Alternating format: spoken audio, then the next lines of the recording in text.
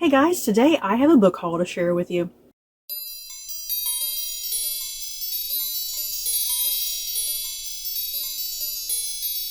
So, as I typically do with these book hauls, I have 20 books that I'm going to be sharing with you guys, and believe it or not, a good chunk of these books I have actually already read and reviewed. Thank God. I feel like there's some progress being made. I feel like I always do these book hauls and I just haven't gotten into anything. As always, I'm so far behind with book hauls, so many of the books that you're going to be seeing here in this video are like probably nearing about 2 years old at this point. That is how far behind on books I am. I can only upload so many videos a month on this channel, and I'm trying to get myself caught up with the book hauls. So either way, let's get going, and I'll tell you guys which ones I have read and reviewed as I go. First up, Haven by Emma Donoghue. In 7th century Ireland, a scholar and priest named Art has a dream telling him to leave the sinful world behind. Taking 2 monks, young Trian and old Cormac, he rows down the River Shannon in search of an isolated spot in which to found a monastery. Drifting out into the Atlantic, the 3 men find the island now known as Skellig Michael, an impossibly steep bare rock inhabited by tens of thousands of birds, and claim it for God. In such a place, what will survival mean? I'm looking forward to reading this by Emma Donoghue. You know, Emma Donoghue, she's just really, what's the word, eclectic? Is that the word, eclectic? She's really eclectic when it comes to her writing, because I feel like she's just really good at writing all sorts of different genres. So we'll see how this goes. Next up, The House of Fortune by Jessie Burton, and this is actually a sequel to The Miniaturist. I am not really going to read the synopsis of this book because I do worry it will be spoilery for what happened in like the first book. The first book actually came out a pretty long time ago, so it's kind of surprising that the second book came out so long after the first one. But yeah, what I know about The Miniaturist, because I've not actually read The Miniaturist, but I've seen the miniseries. I've seen the miniseries with Anya Taylor-Joy, which I loved, and yeah, what it's about in The Miniaturist, it follows a young woman. She gets married, and in her husband's household is like a little doll set, you know, little miniatures and whatnot, and yeah, there's like some things kind of going on, some mysteries about her husband, and I think his is it his sister, I believe. So it's about a young woman just, you know, trying to navigate her new married life, and just kind of some of the weird things kind of going on, and her placement, and you know, I really loved the miniseries. It was so good, you guys. I can't wait to read this duology, because I'm guessing it's a duology. And yeah, this book definitely does take place after the fact of the events that happened in The Miniaturist, to my understanding. I'm not sure how much further out, you know, if it's a couple decades or what have you. But yeah, now that I have this second book, I definitely can't wait to kind of binge my way through the duology and see how it goes. Next up, Babel by R.F. Kuang, I think is how that's pronounced. 1828, Robin Swift, orphaned by cholera in Canton, is brought to London by the mysterious Professor Lovell. There, Robin trains for years in Latin, Ancient Greek, and Chinese, all in preparation for the day he'll enroll in Oxford University's prestigious Royal Institute of Translation, also known as Babel. The tower and its students are the world's center for translation and, more importantly, magic. Silver working, the art of manifesting the meaning lost in translation using enchanted silver bars, has made the British unparalleled in power, as the arcane craft serves the Empire's quest for colonization. For Robin, Oxford is a utopia dedicated to the pursuit of knowledge, but knowledge obeys power, and as a Chinese boy raised in Britain, he realizes serving Babel means betraying his motherland. As his studies progress, Robin finds himself caught between Babel and the shadowy Hermes Society, an organization dedicated to stopping imperial expansion. When Britain pursues an unjust war with China over silver and opium, Robin must decide.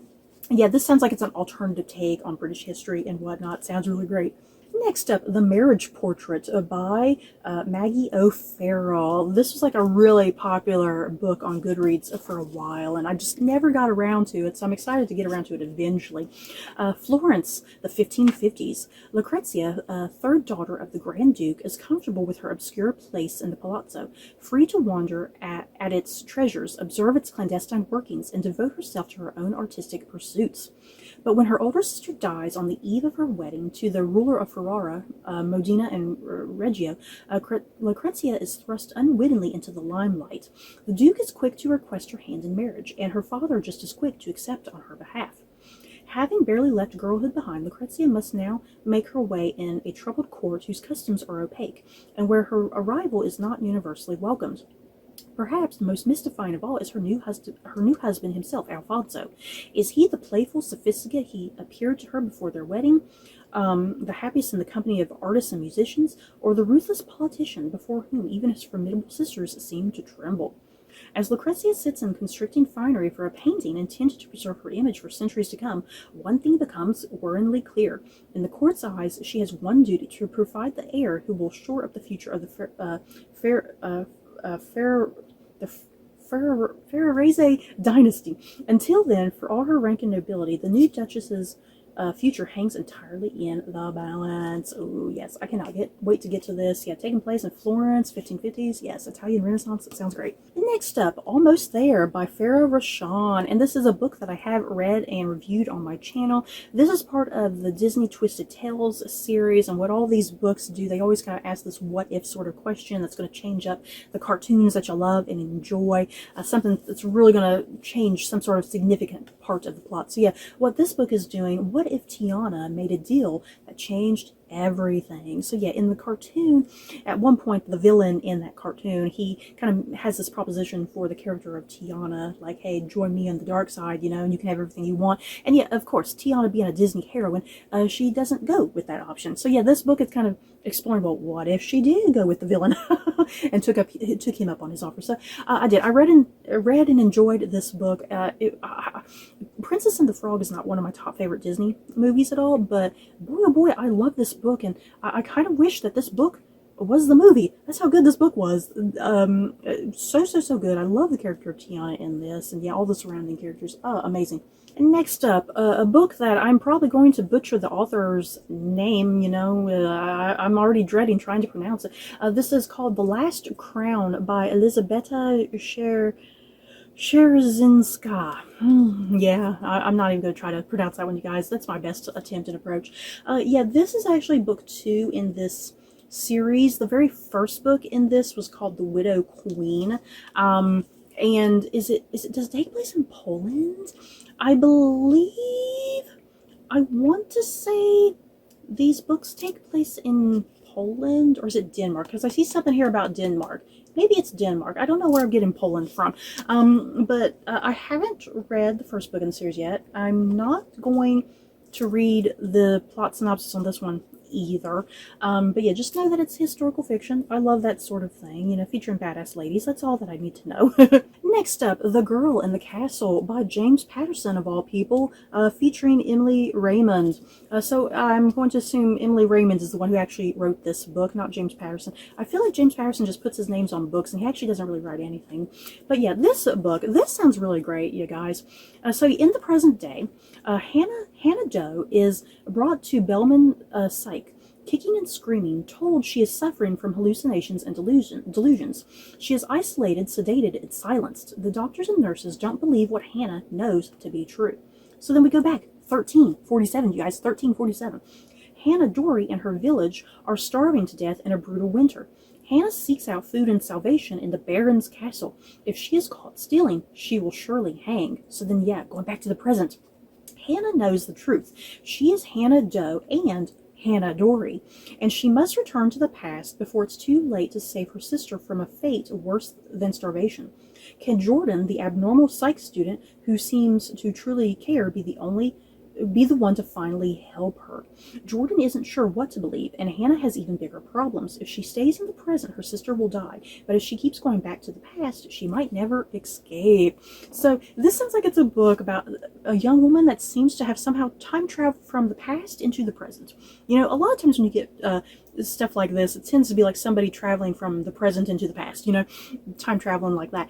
So yeah, it seems like this young woman has somehow kind of got into this loop of like going back and forth between time, and it's like, well, it seems like the past and the present might not be great for her, so which is the lesser of the two evils for her? So I can't wait to get to this. This sounds really good. And next up, a book that I have read and reviewed on this channel, and it is What Moves the Dead by T. Kingfisher. And yeah, if you've been on my channel for a little while now, I have talked to death about this book and my absolute love of this book. The year that this book came out, I believe this was my top favorite book of the year. I freaking love this book. This is an imaginative retelling of Edgar Allan Poe's The Fall of the House of Usher. And for the love of God, you guys, if you're looking for a really good Poe retelling, this is where you go. It follows a character named Alex Easton, who is visiting friends Roderick and Madeline Usher. And yeah, if you know the story, Usher Manor is falling apart. It's decaying rapidly. So you got all that craziness going on. And yeah, added into this narrative, there's like some crazy bunnies that are possessed by like this fungus. It's pretty gruesome. It's pretty great. This is proper horror done properly well. A proper Poe retelling. I love this book. Next up, Lost Legends, Diamond in the Rough by Jean Calanita. And another Disney book, you guys, featuring wee little Aladdin from, Aladdin. I've been collecting these books over the past couple years. They're featuring the male Disney characters, and they're little tiny books, and this one's featuring Aladdin. So this is gonna be like kind of the origins of Aladdin's childhood, I suppose. How he became Aladdin. I don't know. But yeah, it's cute. It sounds good. Next up, The Ink Black Heart by Robert Galbraith, aka we all know it's J.K. Rowling at this point. This is a book that I have read and reviewed. I loved this book. You guys, that might be an unpopular opinion because I know there's the people who just love to hate these books because it's J.K. Rowling, but they're my guilty pleasure, you guys. I freaking love the Cormoran Strike series. And yeah, The Ink Black Heart, dear God, this was freaking amazing. It is a gigantic beast of a book, but I loved every freaking second of this book. So yeah, this is what you need to know. I'm going to read the plot synopsis of this because these books, even though they do have things that carry over, you can pretty much kind of read them as standalones for the most part. And so I'll go ahead and read the plot synopsis for this one. When frantic, disheveled, Edie Ledwell appears in the office begging to speak to her, private detective Robin Ellicott doesn't know quite what to make of the situation. The co-creator of a popular cartoon, The Ink Black Heart, Edie is being persecuted by a mysterious online figure who goes by the pseudonym of Anami. Edie is desperate to uncover Anami's true identity. Robin decides that the agency can't help with this and thinks nothing more of it until a few days later, when she reads the shocking news that Edie has been tasered and then murdered in Highgate Cemetery, the location of the Ink Black Heart. Robin and her business partner, Cormoran Strike, become drawn into the quest to uncover Anami's true identity. But with a complex web of online aliases, business interests, and family conflicts to navigate, Strike and Robin find themselves embroiled in a case that stretches their powers of deduction to the limits and that threatens them in new and horrifying ways. Ooh, yeah, this book definitely deals with like the toxicity of online fandom. It's pretty spectacular and great. I loved it. Next up, Address of Violet Taffeta. Taffeta, is that how that's pronounced? Taffeta? By Tessa Arlen. Lucy Duff Gordon knows she is talented. She sees color, light, and texture in ways few people can begin to imagine. But is the male-dominated world of haute couture, whose designers would use her art for their own gain, ready for her? When she is deserted by her wealthy husband, Lucy is left penniless with an aging mother and her 5-year-old daughter to support. Desperate to survive, Lucy turns to her one true talent to make a living. As a little girl, the dresses she made for her dolls were the envy of her group of playmates. Now she uses her creative designs and her remarkable eye for color to take her place in the fashion world. Failure is not an option. Then, on a frigid night in 1912, Lucy's life changes once more when she becomes one of 706 people to survive the sinking of the Titanic. She would never have imagined the effects the disaster would have on her fashion label, Lucille, her marriage to her second husband, and her legacy. But no matter what life throws at her, Lucy will live on as a trailblazing and innovative fashion icon, never letting go of what she worked so hard to earn. This is her story. So yeah, this is based off of the real life Lady Duff Gordon, who was a survivor on the Titanic, and there's a lot of controversy about that with her and her husband, how that all played out on the Titanic. So I am definitely excited for this, and you're going into the world of fashion. Next up, Act of Oblivion by Robert Harris. And I love the cover design on this for some reason. It's just kind of simple and to the point, I guess. I don't know. I just love the simplicity of covers like this. And yeah, it just looks different. You know, you don't get covers like this often. 1660 England. Colonel Edward Whaley and his son-in-law, Colonel William Gough, board a ship bound for the New World. They are on the run, wanted for the murder of King Charles I. Oh no, a brazen execution that marked the culmination of the English Civil War, in which parliamentarians successfully battled royalists for control. But now, 10 years after Charles's beheading, the royalists have returned to power. Under the provisions of the Act of Oblivion, the 59 men who signed the king's death warrant and participated in his execution have been found guilty in absentia of high treason. Some of the Roundheads, including Oliver Cromwell, are already dead. Others have been captured, hanged, drawn, and quartered. A few are imprisoned for life, but two have escaped to America by boat. In London, Richard Nair, clerk to the Privy Council, is charged with bringing the traitors to justice, and he will stop at nothing to find them. A substantial bounty hangs over their heads for their capture, dead or alive. Ooh, this sounds pretty thrilling. I can't wait to get to this as well. And next up, Fairy Tale by Stephen King. And this is a book that I have read and enjoyed. Yeah, guys, oh my god, I love this book. The only other Stephen King book that I have read was Under the Dome, which I think might be blasphemous, because you would expect that I would have at least read The Shining or even It or something like that by this point. But no, the only book I have read is Under the Dome, and then this book. So I've not really experienced very much of Stephen King, but boy oh boy, I freaking loved Fairy Tale. Yeah, guys, oh my god, I cannot gush enough about how much I enjoyed this book. So just to read the plot synopsis really quickly, Charlie Reed looks like a regular high school kid, great at baseball and football, a decent student, but he carries a heavy load. His mom was killed in a hit-and-run accident when he was 7, and grief drove his dad to drink. Charlie learned how to take care of himself and his dad. When Charlie is 17, he meets a dog named Radar and her aging master, Howard Bowditch, a recluse in a big house at the top of a big hill, with a locked shed in the backyard. Sometimes strange sounds emerge from it. Charlie starts doing odd jobs for Mr. Bowditch and loses his heart to Radar the dog. Then, when Bowditch dies, he leaves Charlie a cassette tape telling a story no one would believe.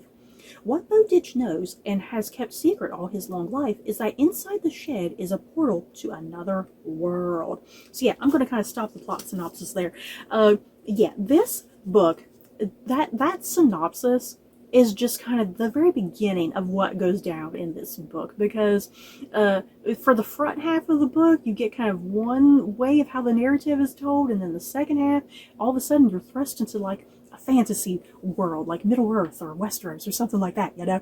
So this book gets pretty wild and crazy. I love the creativity of this. This is like Stephen King trying to write a fantasy novel, you know, because I think for the most part his books are, you know, like thrillers and like murder type things that deal more with the supernatural, the paranormal, you know, kind of things like that. It's kind of my vibe of Stephen King and whatnot. So yeah, this is his attempt more at the fantasy genre, and I loved it. Next up, The Witch and the Tsar by Olesa Salonikova Gilmore. Hopefully I pronounced her name correctly. This is a book that I have read and reviewed on my channel. This book, I was mildly disappointed with this book. On the surface, it sounded all well and good, but I definitely had some issues with kind of the pacing of this book, the direction of this book. It kind of turned out not entirely what I was hoping and expecting. But yeah, I'll read the synopsis for you guys.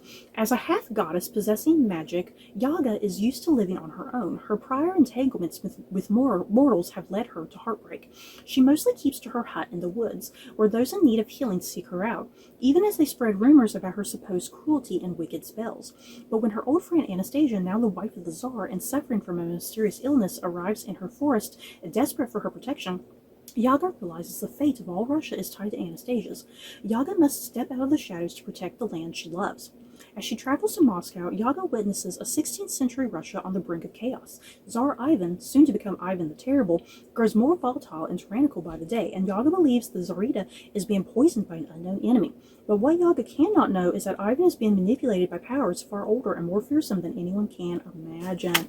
So yeah, that's kind of what I was expecting the bulk of this novel to be. I thought this book was going to be really heavy in like court intrigue and court politics and whatnot, you know? And yeah, this is supposed to be like a retelling of like Baba Yaga, you know, from Russian folklore and whatnot. So I was just really engaged and hooked with that premise and whatnot. Like I said, I really thought this was going to deal very heavily with court intrigue and court politics, and that's really just a small portion of this book, because the rest of the book deals a lot more like with revolution and kind of going off in a completely different direction than what I was expecting or anticipating. So yeah, this book was kind of mildly disappointing for me, but yeah, if it still sounds like your cup of tea, I still would recommend it. Next up, Ithaca by Claire North, and this is the first book in this particular, I think, trilogy is what it is. 17 years ago, King Odysseus sailed to war with Troy, taking with him every man of fighting age from the Isle of Ithaca. None of them has returned, and the women of Ithaca have been left behind to run the kingdom. Penelope was barely into womanhood when she wed Odysseus. While he lived, her position was secure, but now, years on, speculation is mounting that her husband is dead, and suitors are beginning to knock at her door. No one man is strong enough to claim Odysseus's empty throne, not yet, but as everyone waits for the balance of power to tip, Penelope knows that any choice she makes could plunge Ithaca into bloody civil war. Yes. There's so many like Trojan War retellings, and I personally kind of prefer the Odyssey more. So yeah, I'm always here for a good Odyssey retelling. So yeah, this is not really going to be an Odyssey retelling per se, because it's not focused on Odysseus at all. It's focused on his wife Penelope, but we're going to get that side of the retelling. Next up, this is something really fun. This is 12 New Mysteries, Marple, under the name of Agatha Christie, I suppose, but yeah, 12 New Mysteries written by 12 current modern day mystery writers who have oftentimes been compared to being the next Agatha Christie. So yeah, this is like a little anthology book, I suppose is the best way to describe it. And yeah, there's like 12 short stories in here that I guess mimic Agatha Christie to some degree. And yeah, because it's called Marple, it looks like the character of Jane Marple, who is one of Agatha Christie's detectives. It looks like Jane Marple is kind of what all these stories have in common. You know, she's the main detective in all of them. But yeah, I was really excited to get this because I love Agatha Christie, and I'm curious to see how this goes. And yeah, just some of the authors on here, because we have like Leigh Bardugo, and let's see, Kate Moss, Ruth Ware. I was like, yes, Ruth Ware, hell yes. Yeah, Natalie Haynes is on here, Lucy Foley. So yeah, there's several authors on here I've had past experience with. So I was like, yes, I can't wait to kind of read their short stories in here, especially Ruth Ware, you guys.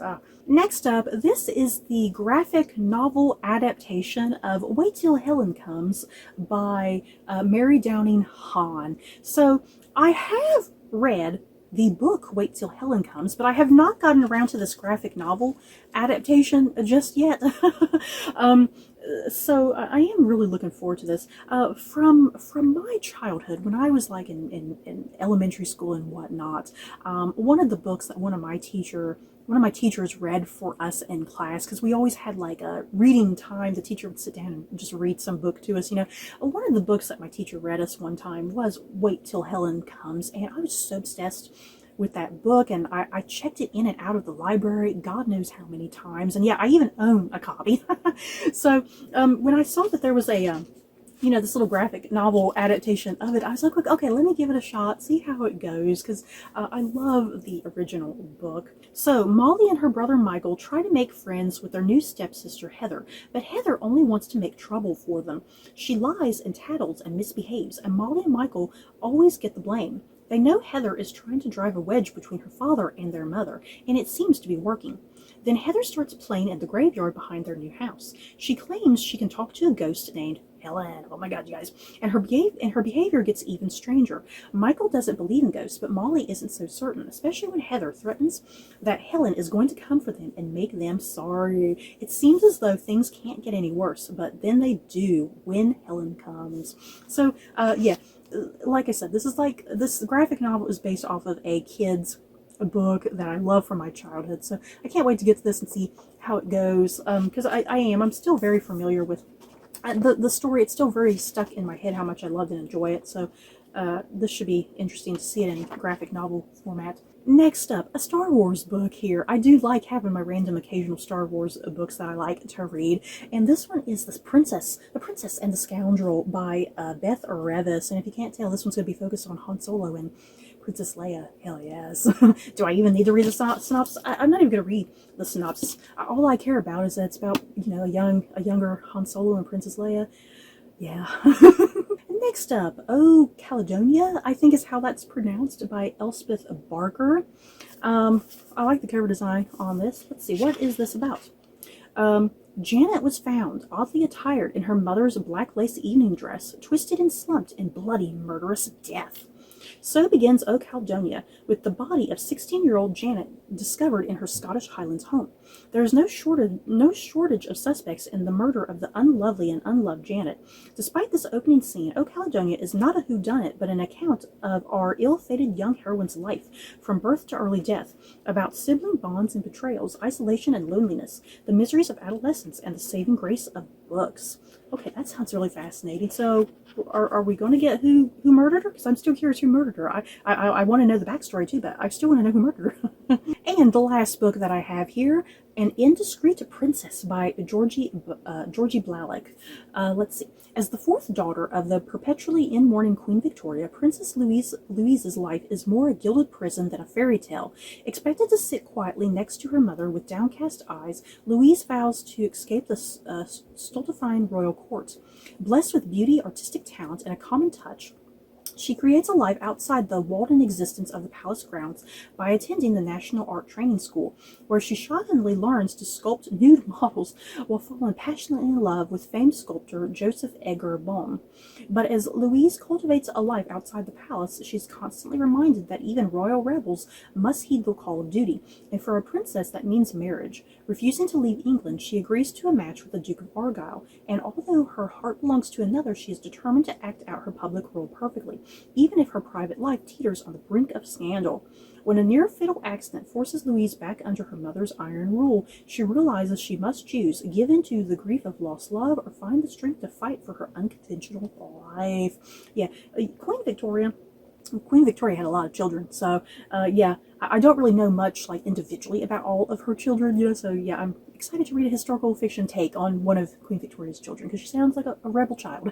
So you guys, that is it for this book haul. In the comments below, any of these books that you guys have read and enjoyed in the past, or maybe there's some in here that you did not like, just give me a warning. And yet, any of these books that I should read sooner rather than later that spark your interest. So that's it for this video. Don't forget to like, comment, and subscribe, and if you like this video, you may like these other videos. Bye guys.